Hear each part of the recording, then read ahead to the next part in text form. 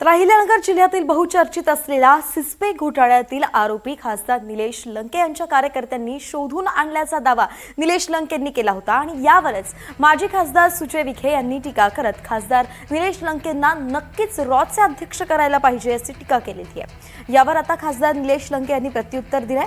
काय म्हणाले पाहूयात। आरोप करणे, फक्त आरोप करणे आणि निलेश लंकेचे नाव घेणे एवढा धंदा त्यांच्याकडे। मला जर कोणी विचारलं ना तुमचे राजकीय प्रसिद्धी प्रमुख कोण, तर मी काही ठराविक लोकांचे नाव घेऊ शकतो। माझे राजकीय प्रसिद्धी प्रमुख म्हणून म्हणलं तरी काय वावगं ठरणार नाही। त्यामुळं तुम्ही फक्त टीका टिप्पणी करणार। या जिल्ह्यात अशी परिस्थिती, चांगलं घडलं तर आमच्यामुळं घडलं आणि वाईट घडलं तर निलेश लंकेमुळे घडली, ही पद्धत आहे। सिस्पेचा घोटाळा झाला, आमचा काहीच संबंध नाही, पण आमच्या नावाने इतकं रान पेटवलं पण आम्हाला व्याज नव्हते, आमच्या गोरगरिबांचे पैसे गेले।